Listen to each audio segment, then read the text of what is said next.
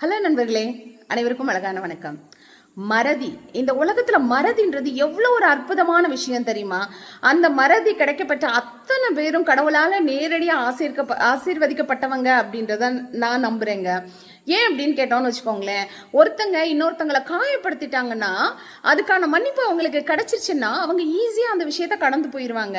ஆனா மன்னிக்கிறாங்க இல்லையா, அந்த விஷயத்தால பாதிக்கப்பட்டவங்க, அவங்களால அந்த விஷயத்த மறக்க முடியுமானா நிச்சயமா மறக்க முடியாது. அத்தனை சுலபம் கிடையாது அது. அப்படிப்பட்டவங்களுக்கு மன்னிப்பு கிடைக்கப்பட்டவங்க இருக்காங்க இல்லையா, தவறு செஞ்சுட்டு அதுக்காக மன்னிப்பு கிடைக்கப்பட்டிருக்காங்க இல்லையா, அவங்க தயவு செய்து சப்போர்ட்டிவா இருக்கணும்.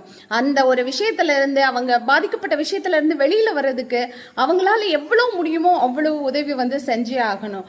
ஏன் அப்படின்னா, இந்த உலகத்துல யாருக்குமே கிடைக்காம இல்ல தேடி தேடி அலையிற விஷயங்கள்ல முக்கியமான ஒரு விஷயம் மன நிம்மதிங்க. அந்த மன நிம்மதி யாரால கெடுக்கப்பட்டதோ, அவங்க யாருக்கு கஷ்டப்படுத்திருக்காங்களோ அவங்கள கொஞ்சம் டேக் கேர் பண்றதுனால எதுவுமே கம்மியாயிராது. அவங்களோட வாழ்க்கை தான் சந்தோஷமா ஆகும். ஸோ தயவு செய்து காயப்பட்டவங்க தயவு செய்து உங்களோட காயத்துல இருந்து வெளிவர முயற்சி பண்ணுங்க.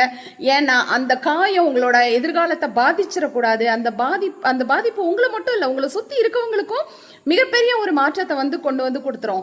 ஸோ தயவு செய்து எந்த விஷயமா இருந்தாலும் நடந்துட்டா முடிஞ்சு போச்சு, அதுக்காக என்ன செய்ய முடியும், வெளியில வருவோம், முயற்சி பண்ணுவோம்.